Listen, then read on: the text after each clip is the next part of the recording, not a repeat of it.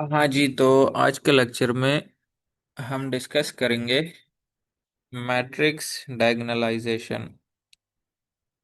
इससे पहले लेक्चर में हमने पढ़ा था eigen values of 2 by 2 matrix और eigen values for 3 by 3 matrix. उसके बाद हमने आइगन वेक्टर्स डिस्कस किए 2 by 2 के लिए भी और 3 by 3 के लिए। तो आज का जो टॉपिक है वो है मैट्रिक्स डायगोनलाइजेशन का। आप लोग अपने नोट्स वगैरह उठाओ, साथ साथ लिखते जाओ, क्योंकि बाद में आपको हार्ड फॉर्म की भी ज़रूरत पड़ सकती है जब आप लोग तैयारी करोगे। तो फिर बेशक आप वीडियो ना भी देखो, तो हार्ड फॉर्म में आपके पास क्वेश्चंस अवेलेबल होंगे। तो लिखा हुआ है कि मैट्रिक्स डायगोनलाइजेशन में a matrix diagonalization is the process of converting a square matrix into a diagonal matrix। इसमें क्या है कि हमारे पास एक स्क्वायर मैट्रिक्स अगर लेट सपोज हमें गिवन हो, वो स्क्वायर मैट्रिक्स 2 by 2 का भी हो सकता है, वो 3 by 3 का भी हो सकता है। तो हम क्या करते हैं कि कैलकुलेशन की आसानी के लिए या किसी प्रोसेस को आसान बनाने के लिए उसी मैट्रिक्स को हम डायगोनल मैट्रिक्स में कन्वर्ट कर देते हैं। अब इसमें एक बात यह है कि क्या सारे मैट्रिसेस जो है वो डायगोनल मैट्रिक्स में कन्वर्ट हो सकते हैं? तो सारे मैट्रिक्स डायगोनल मैट्रिक्स में कन्वर्ट नहीं हो सकते। कुछ मैट्रिक्स होंगे जो कि डायगोनलाइजेबल होंगे, कुछ मैट्रिक्स ऐसे होंगे कि जिसकी डायगोनलाइजेशन पॉसिबल नहीं होगी। ठीक है। तो लिखा हुआ है कि matrix diagonalisation is the process of converting a square matrix into a diagonal matrix using a similarity transformation. अब उसका प्रोसीजर क्या होगा, कैसे ट्रांसफॉर्म होगा? तो लिखा हुआ है कि a matrix is said to be diagonalizable if there exists an invertible matrix P। वो P क्या चीज है, तो उसको डिस्कस कर लेते हैं। such that P inverse multiply by A। A हमारा ओरिजिनल मैट्रिक्स होगा और P जो है वो वाला मैट्रिक्स होगा जो आइगन वेक्टर्स की फॉर्म से बनेगा।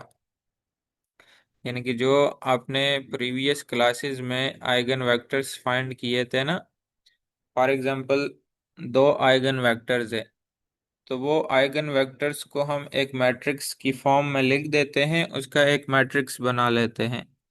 उसको हमने नाम दिया है पी का। तो उसके लिए फिर हम क्या करते हैं कि ये वाला स्ट्रक्चर फाइंड कर लेते हैं, यानी कि उसका इन्वर्स लेते हैं, उसको मल्टीप्लाई करते हैं ओरिजिनल मैट्रिक्स के साथ, और फिर जो आइगन वेक्टर से मैट्रिक्स बना होगा तीनों को मल्टीप्लाई करते हैं, और फिर देखते हैं कि वो एक डायगोनल मैट्रिक्स बनाता है या नहीं बनाता।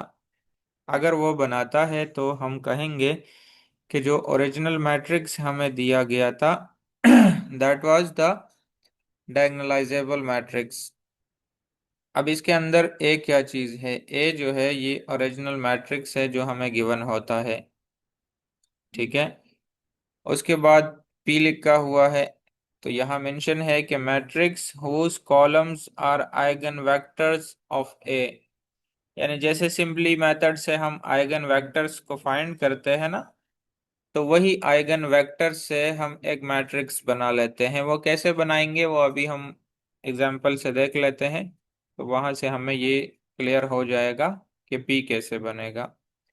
और डी जो है ये डायगोनल मैट्रिक्स है, और उस डायगोनल मैट्रिक्स में containing eigen values of A, यानी कि जो हमारे आइगन वैल्यूज आएंगे वही आइगन वैल्यूज एक डायगोनल मैट्रिक्स की फॉर्म में आएंगे।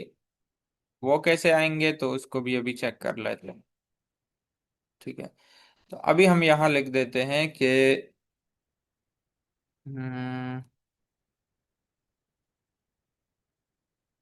फॉर एग्जांपल हमें एक क्वेश्चन दिया गया है और लिखा हुआ है कि चेक फॉर डायगनलाइजेशन। अच्छा, डायगनलाइजेशन को करने के लिए कुछ स्टेप्स भी है। वो स्टेप्स मैं आप लोगों को सॉल्यूशन के अंदर बता दूंगा कि कौन कौन से स्टेप्स फॉलो करने हैं। तो चेक फॉर डायगनलाइजेशन के लिए जो क्वेश्चन हमें दिया गया है वो फॉर एग्जांपल एक हम 2 बाई 2 का मैट्रिक्स लेते हैं जो कि हमारे पास बराबर है 5 के, 3 के, 2 के और 4 के। यानी कि ये हमें एक मैट्रिक्स दिया गया था और वो हमें कह रहा है कि इसको चेक करो कि ये डायगनलाइजेबल है या नहीं है। यानी कि अगर हम इसके ऊपर ये प्रोसेस चला दें तो ये आगे जाके एक डायगोनल मैट्रिक्स बनाएगा या नहीं बनाएगा।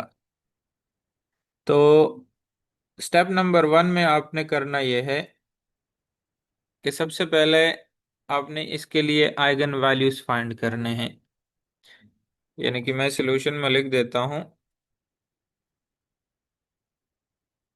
स्टेप नंबर 1 में क्या करना है?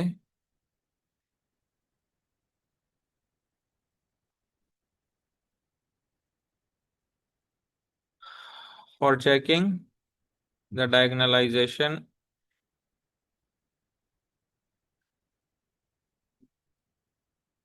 First we will find.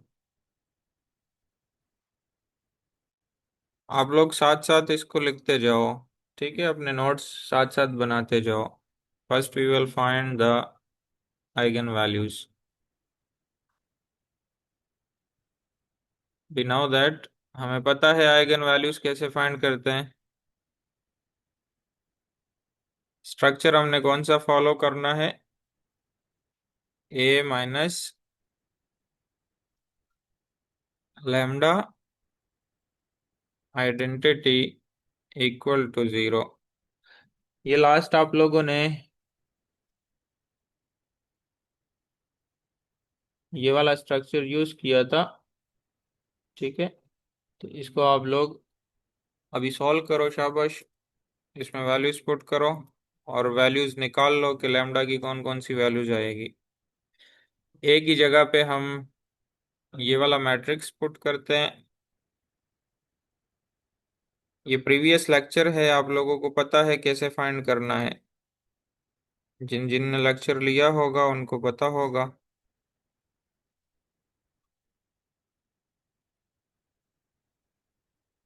अगले स्टेप में हम इसको सिंप्लीफाई कर देंगे तो ये आ जाएगा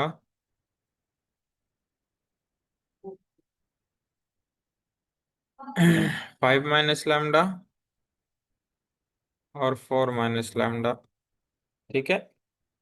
फिर नेक्स्ट स्टेप में हम इसका डिटर्मिनेंट फाइंड करेंगे। तो जब डिटर्मिनेंट फाइंड करेंगे तो आपको पता है कि डायगोनल एलिमेंट्स मल्टीप्लाई होते हैं।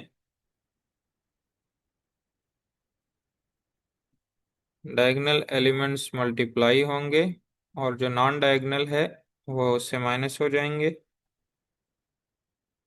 ये हमने सिर्फ और सिर्फ इसका फाइंड किया डिटर्मिनेंट, ठीक है? माइनस और 3 और 2 मल्टीप्लाई करेंगे 6 आ जाएगा इक्वल टू 0। अब इसको जब हम मल्टीप्लाई करेंगे तो ये बन जाएगा, इससे आपके पास बनेगा लैम्डा स्क्वायर। मल्टीप्लाई आप लोग खुद कर लेना फिर, ठीक है?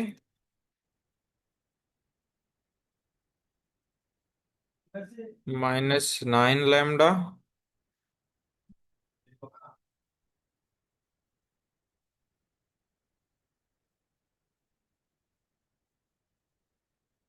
और +14 इक्वल टू 0। हमने क्या किया, ये दोनों आपस में मल्टीप्लाई कर दिए, जो प्लस माइनस हो रहे थे उसको प्लस माइनस कर दिया और लास्ट की हमारे पास ये वाली फॉर्म बनी। क्लियर? अब हम इसकी फैक्टराइजेशन कर लेते हैं। फैक्टराइजेशन भी आप लोग कर सकते हो, क्वाड्रेटिक फार्मूला भी यूज कर सकते हो, आप लोगों की मर्जी है। So we can write it as like 2 lambda and 7 lambda. 9 को हमने 2 और 7 की फॉर्म में लिख दिया, क्योंकि दोनों को प्लस करेंगे तो +14 आ जाएगा, और दोनों को प्लस करेंगे तो -9 आ जाएगा। ठीक है। फिर उसके बाद जब हम इसको सिंप्लीफाई करेंगे, then we will get 2 values for lambda. इसके पेयर बनाओ, इसके पेयर बनाओ। जब ब्रैकेट लगाएंगे तो ये वाला साइन माइनस हो जाएगा, तो इसमें से कॉमन ले लो।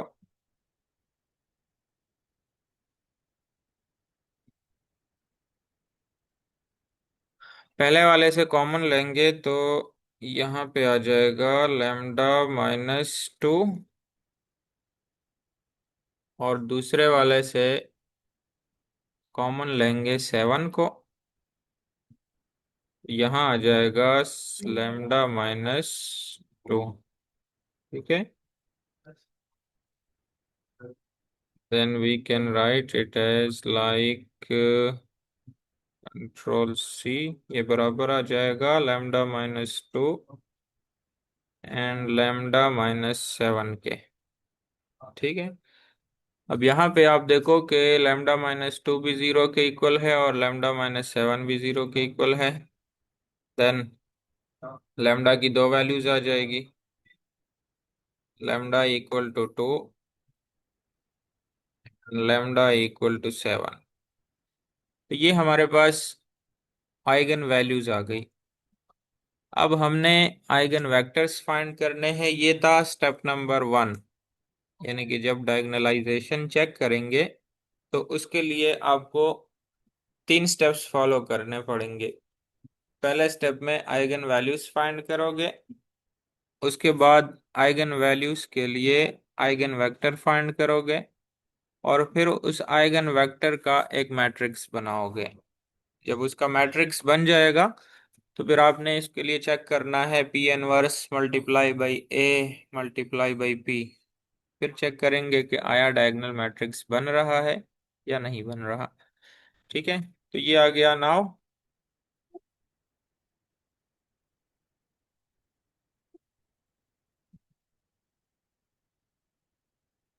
We will find the eigenvectors for λ = 2 and λ = 7। ठीक है। अब हम आइगन वेक्टर्स फाइंड कर लेते हैं λ2 और λ7 के लिए।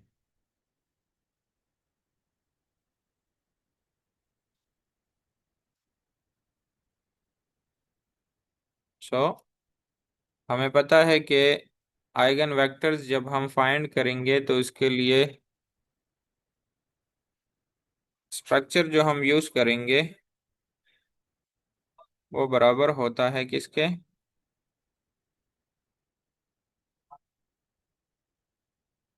A माइनस लैम्डा आइडेंटिटी और मल्टीप्लाई बाई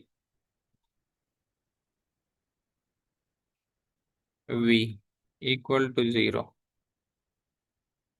ठीक हो गया। तो इसमें इस उसी तरीके से जब आप लोग वैल्यूज पुट करोगे तो ये बराबर आ जाएगा। पहला हम पुट कर देते हैं λ2 को। पुट λ = 2। सबसे पहले हम 2 पुट कर देते हैं, तो ये बन जाएगा। और 2 कहाँ पुट करेंगे? आप लोग ये वाला स्टेप्स खुद कर लेना यहाँ तक, और मैं ये वाला स्टेप यहाँ से उठा लेता हूँ। ठीक है। और इसमें लैम्डा की वैल्यू पुट कर देता हूँ,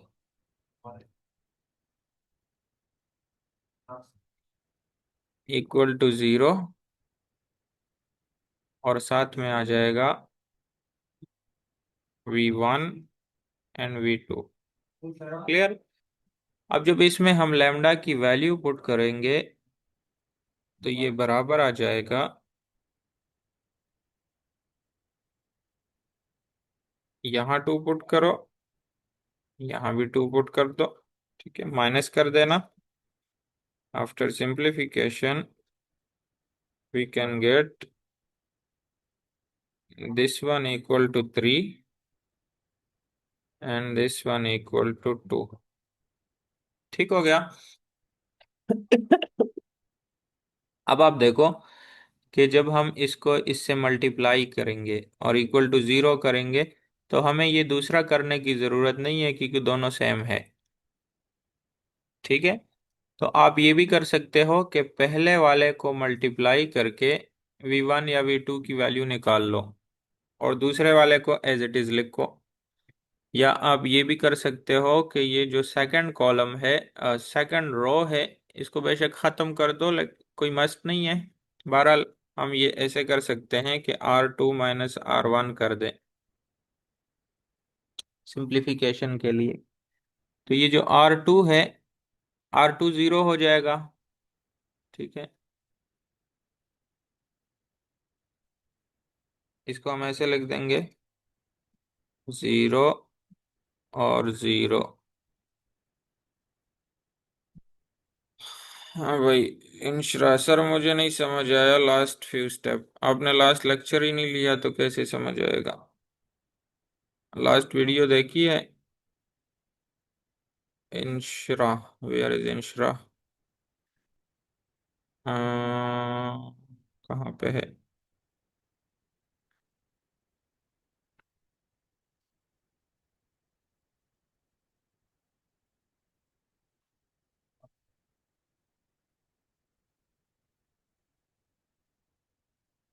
हाँ जी, बोलो अभी। इंशरा। ये सर, ये V1 और V2 वाला स्टेप समझ नहीं आया। लास्ट लेक्चर नहीं लिया था शायद इसलिए। हाँ, तो लास्ट लेक्चर नहीं लिया तो लास्ट लेक्चर क्यों नहीं लिया? लास्ट वीडियो तो मैंने भेजी है ना, पूरा हफ्ता हो गया, आप लोग क्यों नहीं सुनते वीडियो को? एक एक चीज मैं यहाँ पे लिख के आप लोग को भेज सर देता मैं हूँ, घर पे नहीं थी इसलिए। उसके बावजूद आप लोगों के पास इतना टाइम नहीं है कि उसको देखो बैठ के। हम्म।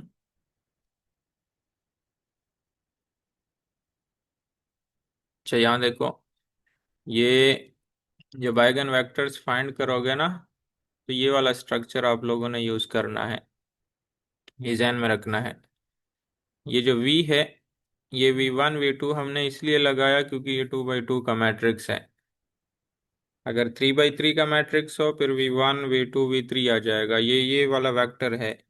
लेमडा की जब हम वेक्टर फाइंड करेंगे तो उसकी दो वैल्यूज आएगी। ठीक है, इसलिए हमने V1 V2 लगा दिया। ये इसकी वैल्यू है V के अंदर।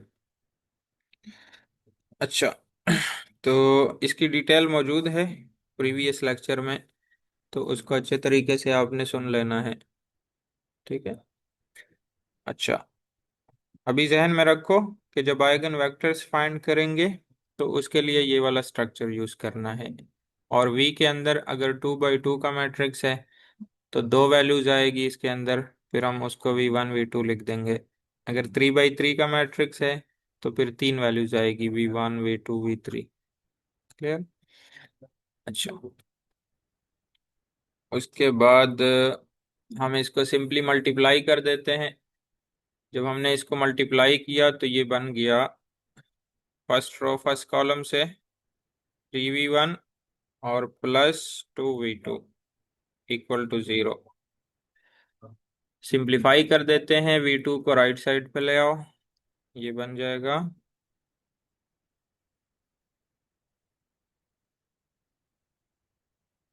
-2V2। ये यहाँ पे प्लस था, दूसरी साइड पे आके माइनस हो गया। अगर हम V1 की वैल्यू निकाल ले तो V1 हमारे पास आ जाएगा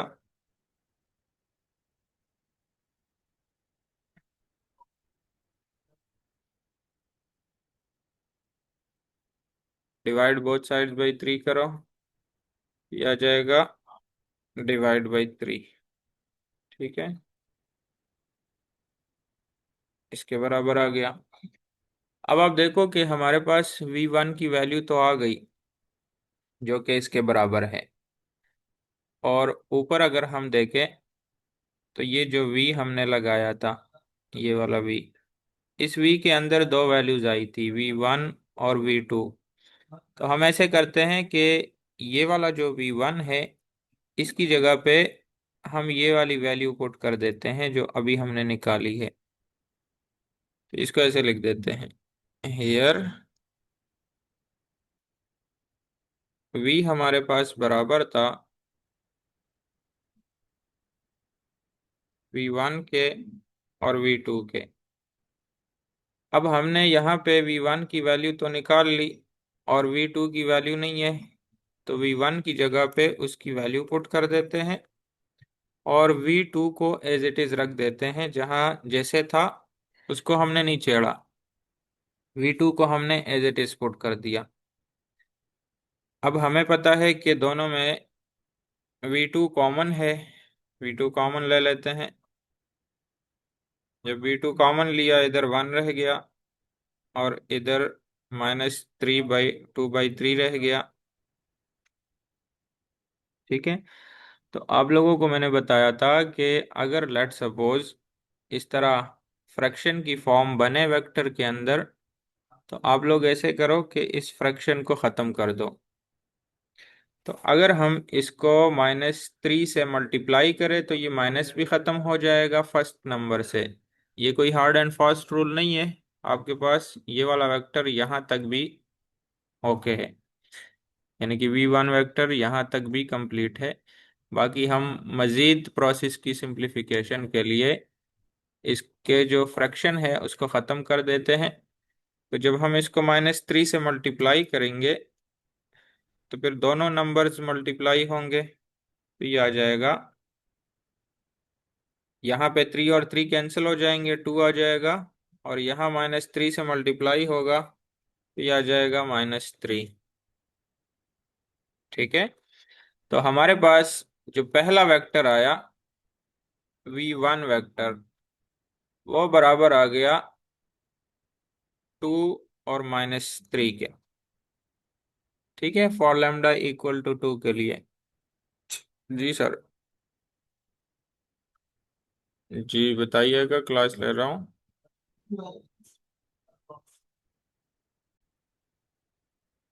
तो ये वाली जो वैल्यू आई है वेक्टर की, ये आई है अभी फॉर लैम्डा इक्वल टू 2 के लिए। अब हम पुट करते हैं λ7। नाउ आइगन वेक्टर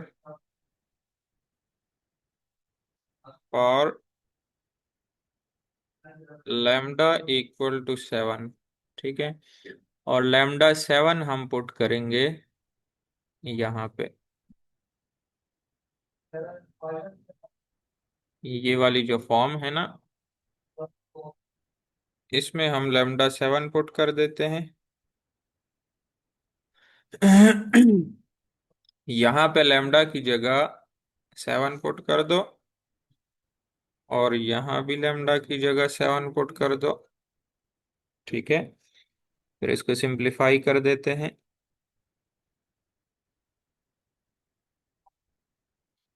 यहाँ से आ जाएगा -2,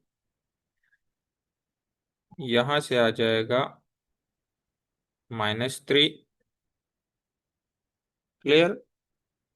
अब आप देखो कि ऊपर आया है -2 और 2, और नीचे आया है 3 और -3, यानी कि तकरीबन जब हम इसको मल्टीप्लाई करेंगे ना इसके साथ, तो दोनों से हमारे पास सेम सेम आंसर बनेगा। कैसे सेम आंसर बनेगा देखो, अगर आप इसको मल्टीप्लाई करो, एक आ गया -2 V1 और दूसरा आ गया +2 V2 इक्वल टू 0। ठीक है। इसको सिंप्लीफाई कर देते हैं, ये आ जाएगा, ये जो 2V2 है इसको दूसरी साइड पे ले आओ, तो ये आ गया माइनस, माइनस माइनस खत्म हो गया, 2 और 2 भी खत्म हो गया। तो यहाँ पे आपके पास V1 बराबर आ गया किसके, V2 के। जब पहले वाले से V1 V2 के बराबर आ गया तो आपको ये दूसरा वाला करने की जरूरत नहीं है, क्योंकि इससे भी सेम वही रिजल्ट आएगा, यानी कि V1 इक्वल टू V2 ही आएगा, क्योंकि यहाँ पे 3 और 3 मल्टीप्लाई करेंगे, 3V1 -3V2 हो जाएगा। तो दोनों सेम आएगा। ठीक है, तो मतलब ये है कि आपको दूसरी सेकंड रो मल्टीप्लाई करने की जरूरत नहीं है। ठीक है। अब नाउ v बराबर आ गया, क्योंकि v ऑलरेडी हमें पता है कि ये इसके बराबर था। अब आप देखो, ये जो v1 है, इसकी वैल्यू हमारे पास यहां से आई है, वो बराबर है किसके? v2 के।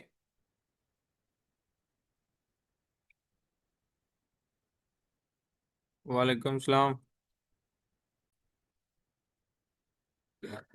अब यहाँ पे v1 की जगह पे हमने v2 पुट कर दिया।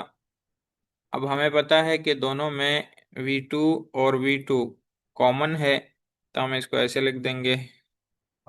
यहाँ से हमने v2 कॉमन ले लिया, v2 कॉमन लेंगे, यहाँ भी वन बचेगा और यहाँ पे भी वन बचेगा। ठीक है। अब आप देखो कि हमारा दूसरा जो वेक्टर आया है, ये मैंने आप लोगों को लास्ट टाइम बताया था, जब हम वेक्टर लिखेंगे तो फिर उसके साथ वाले जो बाकी टर्म्स होंगे वो नहीं लिखेंगे, सिर्फ और सिर्फ ये जो न्यूमेरिकल वैल्यूज हमें मिलती है उसको कंसिडर करेंगे। तो अब हमारे पास दो वेक्टर्स आ चुके हैं। एक वेक्टर ये वाला था,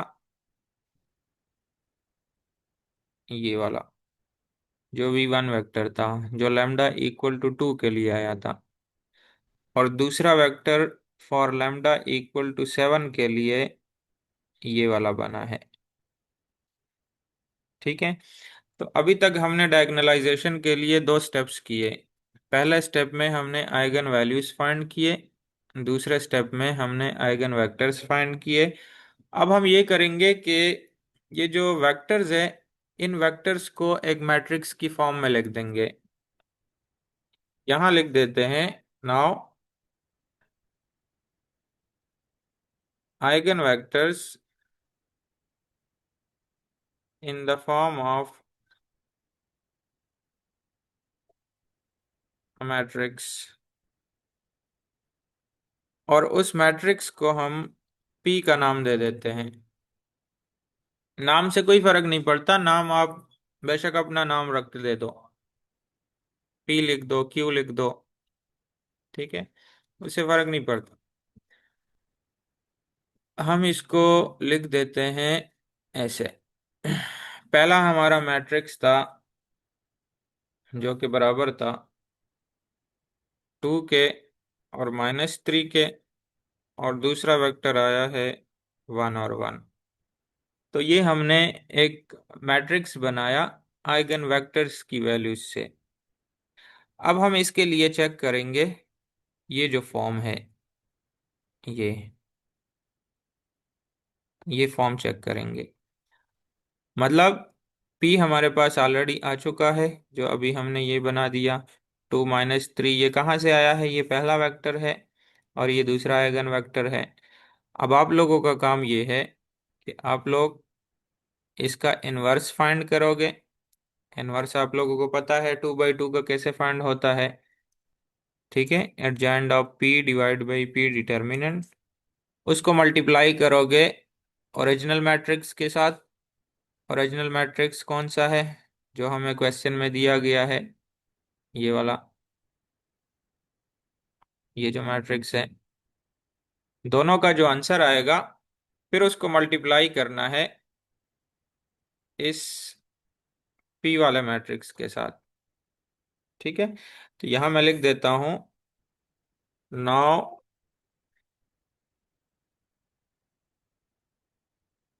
वी विल चेक। क्या चेक करेंगे? P इनवर्स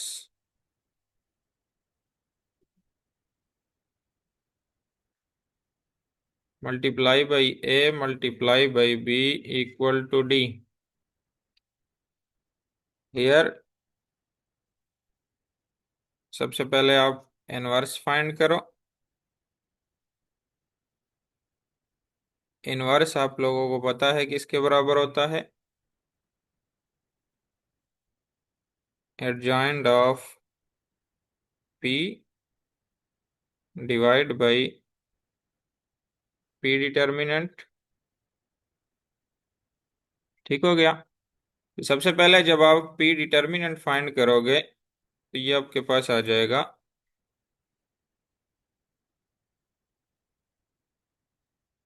इसको मैं डिटर्मिनेंट की फॉर्म में लिख दूं पहले, तो ये बन जाएगा इस तरह से।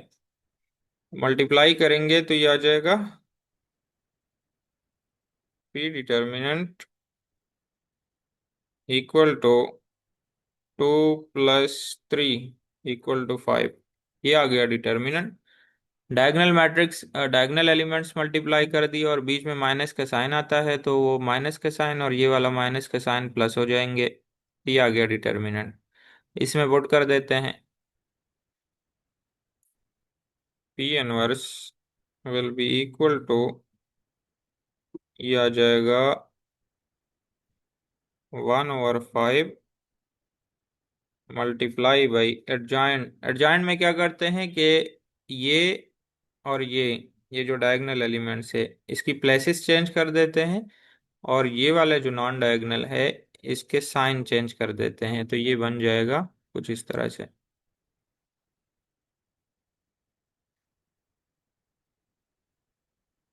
1 - 1, ये +3 हो जाएगा और ये 2 हो जाएगा। तो ये आपके पास आ गया पी इनवर्स। ठीक है। अब ये वाली वैल्यू उठा के इसमें पुट कर देते हैं, इसमें। जब इसमें पुट करेंगे और मल्टीप्लाई करेंगे, यहाँ लिख देते हैं hence D equal to P inverse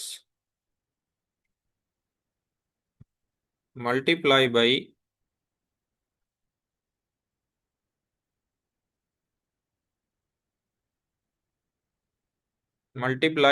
ए।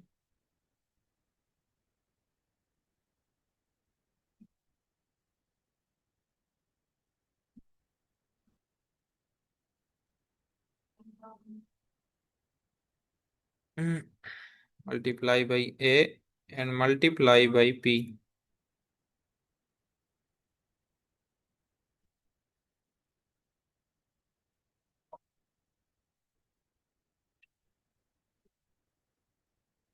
अब आप लोगों का काम ये है कि आप लोग इन तीनों को मल्टीप्लाई करो। ये वाला जो फर्स्ट मैट्रिक्स है ना, 1/5 को बेशक लास्ट पे कर देना, इन तीनों को मल्टीप्लाई करो आपस में, और फिर देखो आपके पास डी की वैल्यू ये आ जाएगी।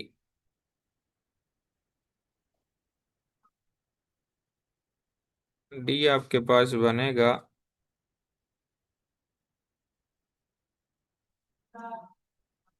2 और 7। जब मल्टीप्लाई करोगे ना तो ये वाला आंसर बन जाएगा, जो कि एक डायगोनल मैट्रिक्स बन जाएगा। ये भी खत्म हो जाएगा, दोबारा ज्वाइन कर लेना।